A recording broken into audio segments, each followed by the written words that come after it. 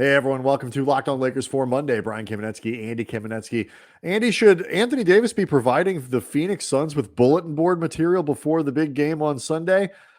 I'm going to go out on a limb and say no. That's next on Locked On Lakers. You are Locked On Lakers, your daily Los Angeles Lakers podcast. Part of the Locked On Podcast Network, your team every day.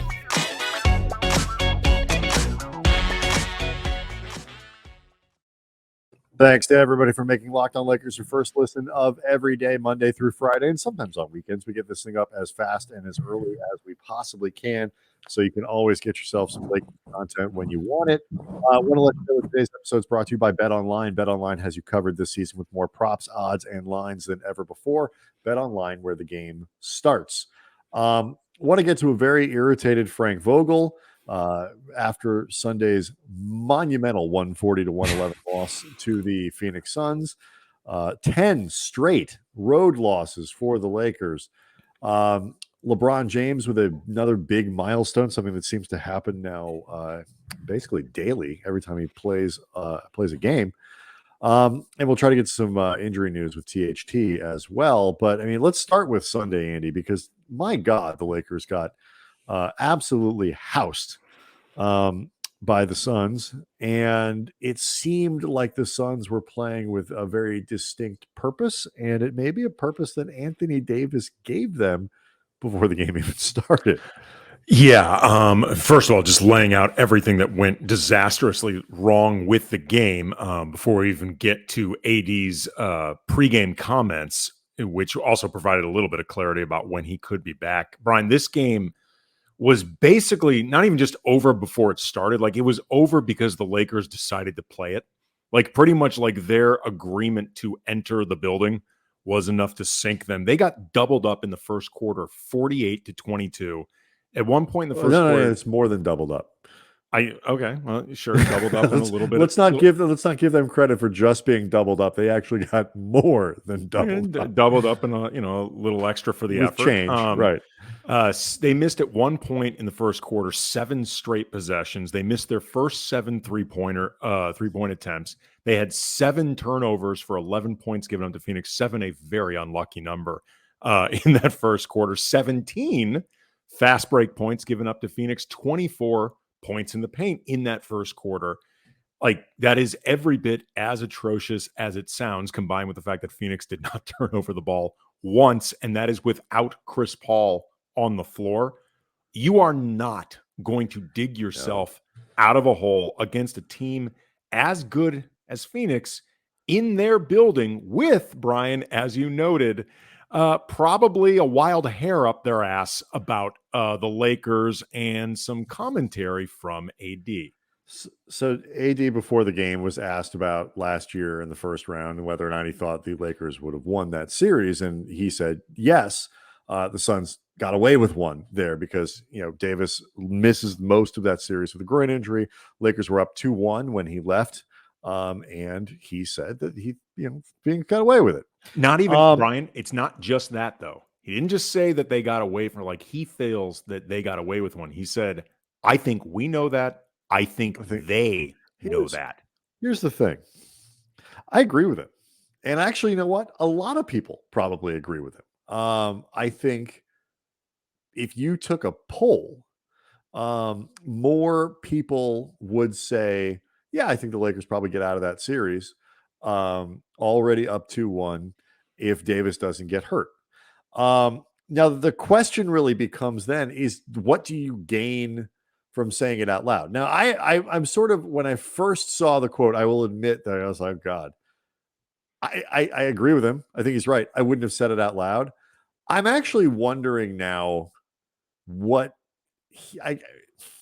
should he have said instead? I'm interested in your opinion here because the Lakers obviously didn't gain anything by him saying what I think is just being honest.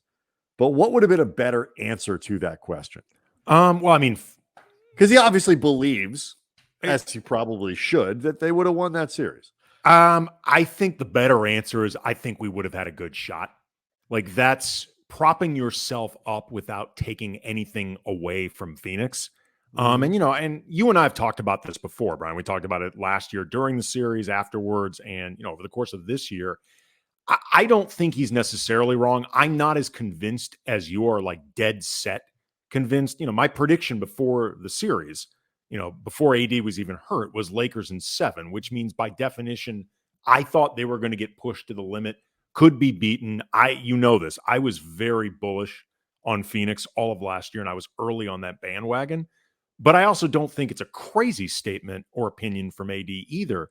But in terms of what's the currency in saying it out loud when you are a team that is many games below 500 and has not shown bleep when it comes to what you could be this season if everybody's healthy?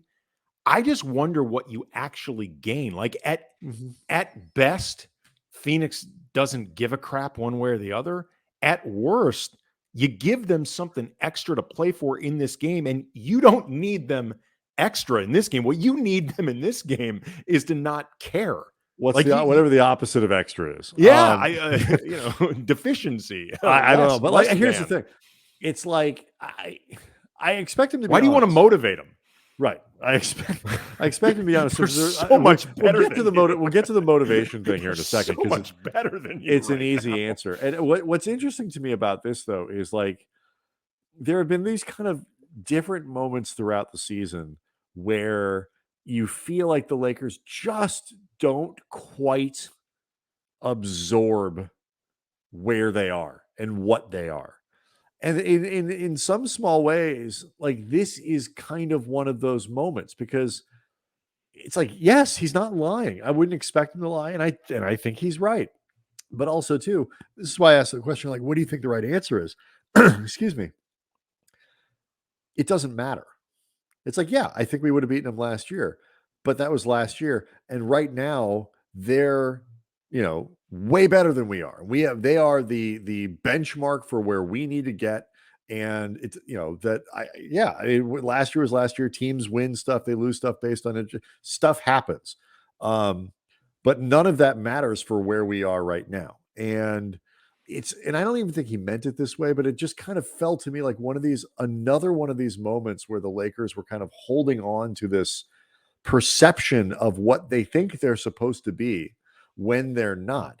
Because, to your point about motivation now, Andy, Devin Booker was asked about this and had some really colorful quotes, which we tweeted out at Cam Brothers.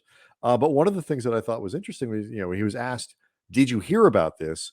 He said, he kind of smiled and was like, yes, but we'd have done the same thing either way. Like we'd have kicked their asses either way, because even if Davis doesn't say it out loud, they've heard this all year. They've heard this chatter all year.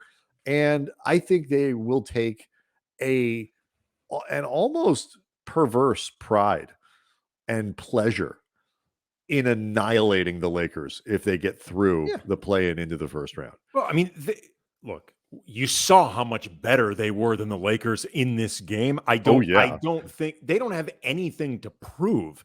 But again, I think especially too. Let me stop real quick though, because answer this and then we'll break and you can make a. Do you think that they don't think they have anything to prove? Because I think this team, Brian, having the best record in the league against the Lakers, they have nothing to prove. But they play with the chip though. Oh, they absolutely do. The league, like the collective us or whatever. I still don't think they get taken seriously enough. They probably don't. I mean, I think there's still a perception that their road through the West was much easier than it could have been, which to some degree it was. I mean, injuries happened. They got fortunate in not dealing with as many, although people do forget Chris Paul was actually hurt during certain the Lakers in the bubble. Well, I mean, look, man, part of it. It's part of it. Every championship team goes through this. The Lakers have been on both sides of it. They've been on the bad side of it in 2021. They were on the better side of it in 2020. They were on the better side of it in 2010 against Boston. They were on the worst side of it in 2008 against Boston. These things happen. But again, the thing that I think really set these guys off more than AD saying that he thought they could have beat them, because you know what? Fine, whatever. Cape up your own team. It's they know it. The they know it, I think, is actually the bridge too far. Because if nothing else, I don't think they know it. I don't actually think AD is right that they know it. Even if they do, Andy, it's still reflected in this sort of it's like, who cares? Like, yeah, Lakers could have won a title last year. Despite everything that went wrong, that if AD is healthy, they could have won another title. Okay, but you weren't, and you didn't. And now 300 days later or whatever we're here. Someone who could be here though for the potential play-in is Anthony Davis, who did get a little bit of insight into where his recovery is. So we'll make sure we get into that. We'll talk about THT's injury and a very upset Frank Vogel after Sunday's game. All that next. Locked On Lakers brought to you by Built Bar. All right, it is early-ish March at this point, mid-March. I think we're almost officially into mid-March, which means, my God, you have given up on everything that you set out to do to better yourself as a human being with your New Year's resolutions. But guess what? You can still eat right and enjoy it. Don't throw that one out yet, because Built Bar is going to make it fun for you. For example, if you haven't tried the Puffs, you are missing out on one of Built Bar's best tasting bars. They are the first ever protein-infused marshmallow, fluffy, marshmallowy. They're not just like a protein bar. They're a treat covered in 100% real chocolate. Great flavors like cinnamon churro, coconut marshmallow, banana cream pie, and like most candy bars, 200 to 300 calories. And I think it's safe to say those are pretty empty. Most Built Bars, though, only 130 calories, 4 grams of sugar, only 4 net carbs, but 17 grams of protein. That's actually the stuff that you want. And the flavor combinations are always just chef's kiss. So go to built.com, use the promo code LOCK15, get 15% off your order. Again, promo code LOCK15, 15% off at built.com. Okay, so we'll get to Anthony Davis and his potential long-term potential to play in a play-in game. Assuming the Lakers get there, they will finish Sunday's games 2.5 up on Portland. Portland won over the weekend. The Lakers obviously losing here on Sunday. I get uncomfortable, Andy, anytime that margin between the Lakers and the 11 is under 3 games. We are under 3 games. I am uncomfortable. We don't know if LeBron's going to play on Monday. LeBron doesn't know if he's going to play on Monday against Toronto. And so at the very least, that could shrink down a little bit more. So we'll see how that goes. Old friend Josh Hart with the Blazers, he's killing it right now. He is not getting the memo about that team trying really hard to avoid any kind of playoff. This is gonna be how he doesn't get his option picked up. Like he's gonna play so well. He's gonna play so well. They're gonna kick him out of the building. Sorry, man. You're clearly not a team player. Exactly. So Frank Vogel was, as you tweeted this out at Cam Brothers, as annoyed sounding at the very least as he has been in any game over the course of this year. Obviously, the final score has something to do with that, but like they've gotten their butts kicked plenty of times this year. What do you think accounted for Frank's mood tonight, Sunday night, as much as anything? Well, I mean, he had an entire game to stew in just how crappy they were because, 5 minutes in, you knew the thing was done. So, I mean, that's a long time to be sitting there thinking about how much it was. And it was about 5 minutes because I was helping get dinner on the table while I DVR the game. I let people behind the curtain. Often we'll try to catch up in a game, fast forward. I came back to that game. I was like Donald Glover in Community, the scene where he opens the door and the room is on fire and he's got the pizzas and whatever. I was like, oh, what happened here? How are they already down by 22, like 4 minutes into this game? So, I mean, Frank Vogel had an entire game to stew in just how much he hated this game, how much, let's be honest, he hates this roster. Oh my God. Absolutely. Yes. Hates I'm glad this roster. That. And, you can talk about the things that Frank Vogel has done over the course of this season that have not helped himself along the way, even while playing a bad hand. And we've debated how much those things have mattered, how much you really can criticize Vogel over it, how much is people being ridiculous about it. There was one point in this game where the Lakers were starting to, relatively speaking, chip back at the lead, but Frank wanted to go bigger because DeAndre Ayton was just killing him inside.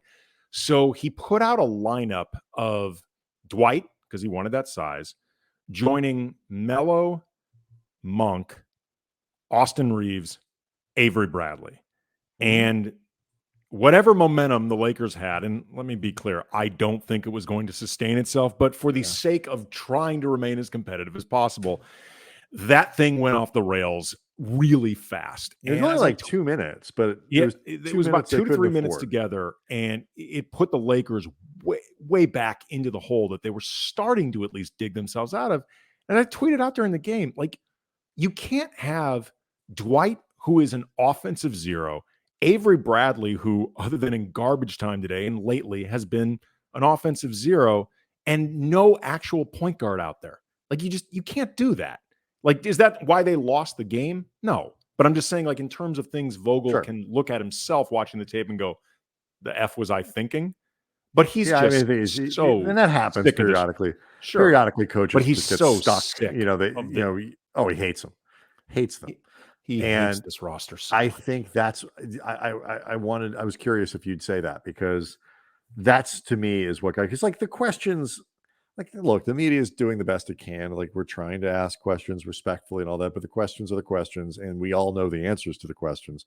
But we can't just be like, hey, so you guys are just god awful, right? And it's going to stay that way because he's, it is a mismatched roster. Part of the reason I think, he had that goofy lineup was in part because, like, he's afraid to play Russ now without LeBron. Like, they're trying to actually to avoid those situations as well. It's like, when do you play any of these people? Like, Stanley Johnson is, becoming less playable, from night to night.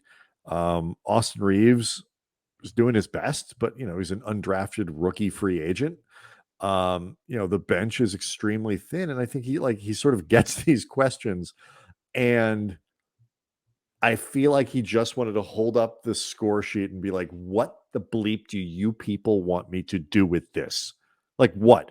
It's LeBron, Malik Monk, great story. And what the bleep do you want me to do with it? He came so close to that, at least by Frank Vogel standards. Well, there was one point where he was talking about the smaller line. I'm paraphrasing a little bit, but he said the smaller lineup that they play, no centers, isn't really set up to be great defensively. Like, in so many words, they know, like, it's going to be bad. Right.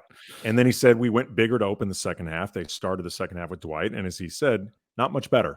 Yeah, he said, I don't know. I think it's exactly what it was. I don't know if that was any better. Yeah. And that's the thing. It's like, people have to understand, Andy, this whole concept of, like, are the Lakers choosing a big lineup or a small lineup is Dwight going to play 17 minutes or not? Like, that is it. There isn't, like, when you talk about other teams going big, it's 3 or 4 players in different combinations. Like, the Lakers, it's one extremely limited role player, and whether or not he plays 15 minutes. Like, that's because Dwight can't play 28, 30 minutes a game. He cannot. Even if it was good for the Lakers, he can't do it. So, I think Vogel's finally just incredibly tired of being asked that question. Well, it's also, too, it's not a matter of should you play Dwight or do you want to play Dwight? It's do you have to play Dwight? Like, the matchups are always dictated by not what Frank Vogel, I think, really wants to do. It's Dwight has been pretty unplayable this year. He has not been good. Is this a matchup where I have to play him? Because it is unrealistic to have LeBron, Stanley Johnson, Melo, or I guess Wenyen Gabriel as your center. Like, is this completely unrealistic?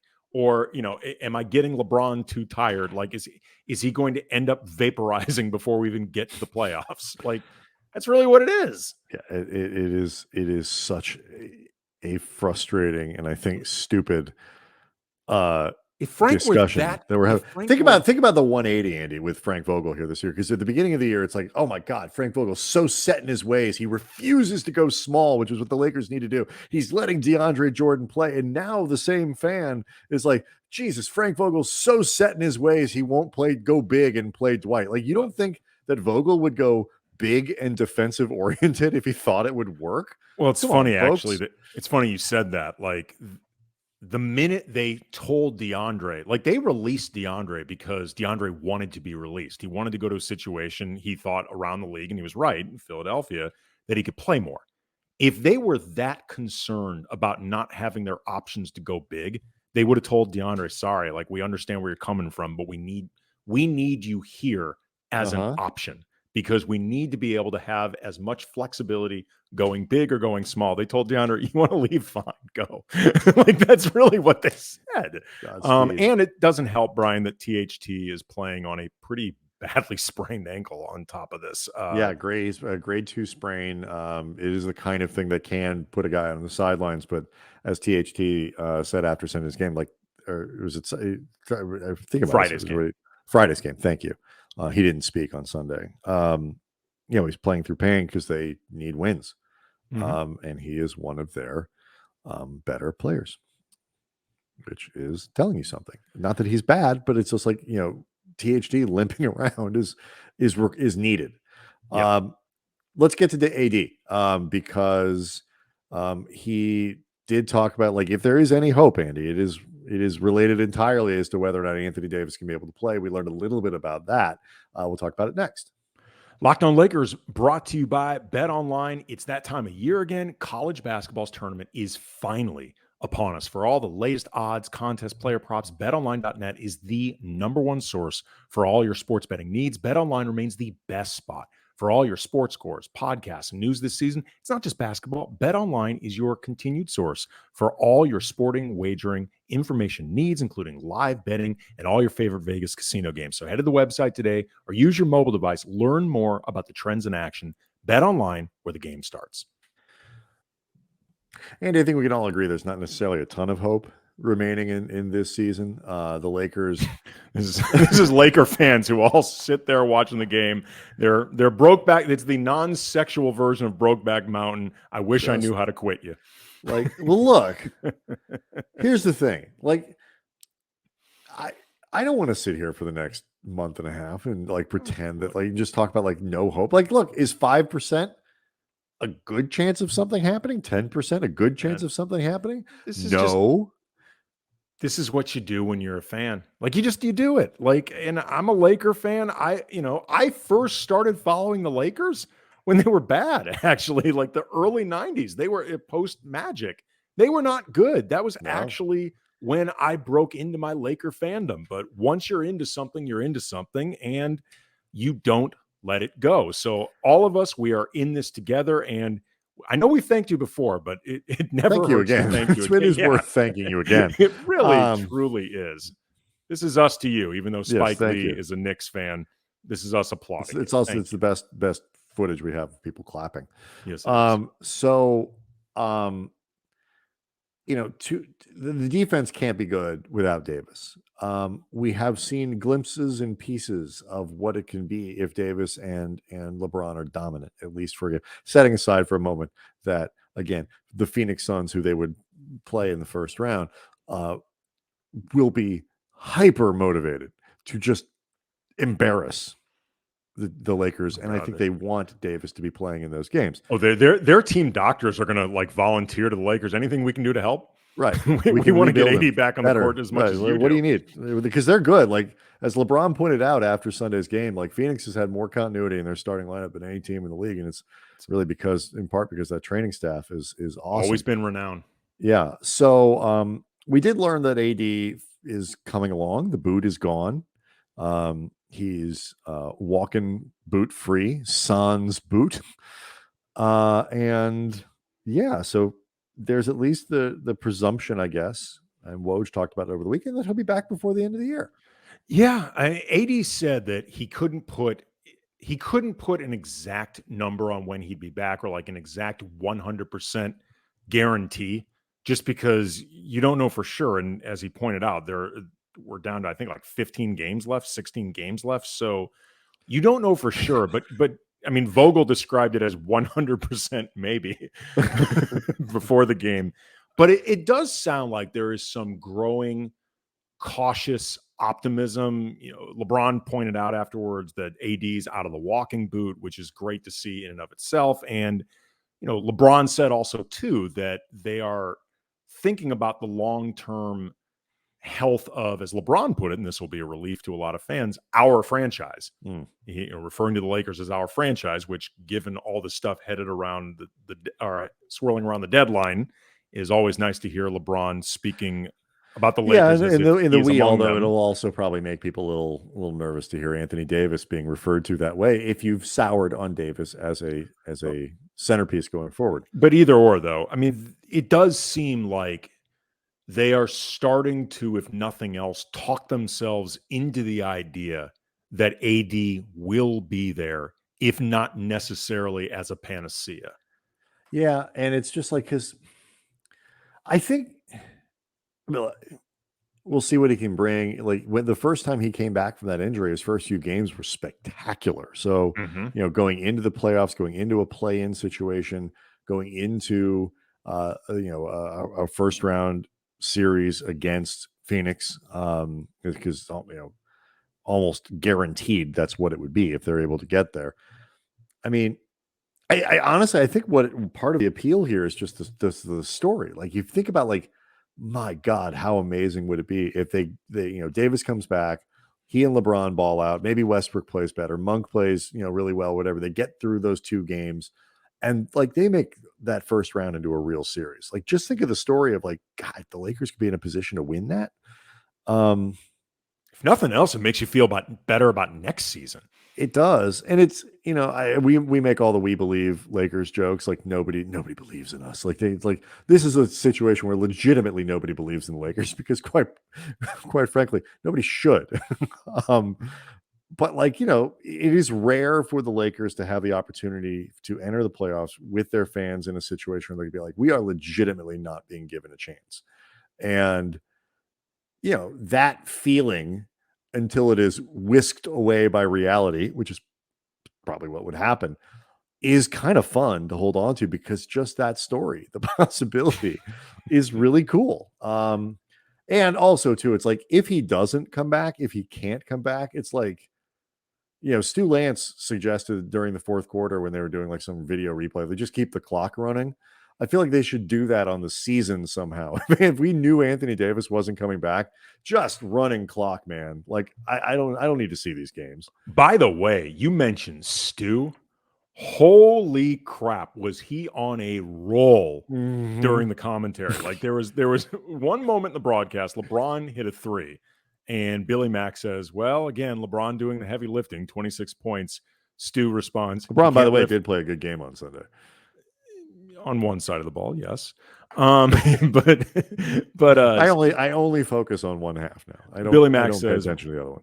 Billy Mack says, well, LeBron doing the heavy lifting, 26 points. Stu responds, can't lift that heavy, though. Yeah. Later in the broadcast, Billy Mack says, garbage time here in Phoenix, Arizona. Stu starts cracking up. Really? Garbage time since the first quarter. Like, Stu was saying what we were all thinking. Yes. Stu has basically reached the point where, like, how you're like threatening and you're threatening, I will turn this car around. If you people don't I will stop this car and I will turn around and we're going home. Stu has stopped the car and he's turned the car around and he's heading home. Well, he also knows, Stu is fully aware, rightly, that he has to say something truly incendiary, offensive, like really so egregious that you cannot possibly keep this man on your airwaves to get fired. Like, Stu can say, there would be a riot if they fired Stu for being too negative after this season. Stu can say whatever the hell he wants, and this season he certainly has been. Well, it's the legacy of Chet Curran. Is that, yes, the broadcasters are asked to be expected to be honest. I hope that is something that the Lakers carry through with their broadcast teams, perhaps more effectively than they did in their pre and post game hosts. But for radio, for radio specifically, that's neither here nor there. Total hypothetical. Just I don't even know who was hosting those shows. Me neither. But anyway, so I mean, look. the disgust level is high. Malik Monk, and we didn't even get to this, like talked again about how like we just don't play hard enough and all this stuff. We'll talk about that for Tuesday's show. In addition to whatever else the Lakers give to us off that game against the Raptors on Monday. Or maybe we'll get to it over the course. We'll get to it at some point. Like there's this just toxic combination of a team that still doesn't get itself, like we talked about in the first segment, still doesn't quite play hard enough, regularly enough, and just sucks. Like and doesn't have enough good basketball players to be, competitive. And there's on no level are they fun. Well, I will say this, and we can end this on a note of positivity. LeBron during this game set a new milestone. He is now the first player and first only player in NBA history to have 30,000 plus points. In his case, I think it's around 36,000. 36, yeah. 10,000 assists, 10,000 rebounds. And LeBron, after the game, talked about how it just reflects his desire to be able to do anything he wants on the court. And I would say mission accomplished. Kid from Akron.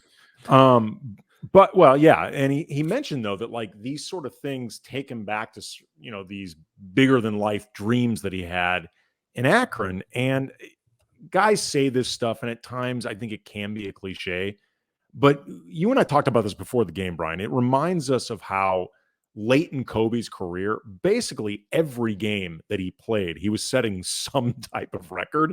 And you would talk with Kobe about it afterwards. And even Kobe would be like, really? Like after a while, like these numbers do, and LeBron felt the same way too. These numbers do start to feel, especially when they're noted as so singular, they do start feeling pretty damn surreal. Like it's just like, wow. Like 30 plus thousand points with 10,000 rebounds, with 10,000 assists. That is legitimately staggering, even if you're LeBron and perfectly aware of what your career has been. Like he's been at every game where this has happened. So he knows what he's been doing. But it's still like, damn. It's pretty amazing. It is. He's really good. And it is still fun to watch him. There have been moments like, he is still fun to watch. And, Carmelo has been fun and really fun to listen to. And Malik Monk's story is good, and Austin Reeves and whatever. But, oh man, overall, this team is terrible. All right, well, we'll see. Andy, the season starts on Monday. Mm-hmm. We'll see how that goes. We might have to start it again later in the week, but we'll let everybody know. For now, the season. Actually, you know what? I don't think we need to restart the season. It started on Friday. They won. So they're 1-1 in the new season, but we might have to start again after Monday, depending on how that goes. Locked On Lakers on YouTube. Make sure you subscribe to that. Again, thanks for making us your first listen of every day. And we'll see everybody on Tuesday.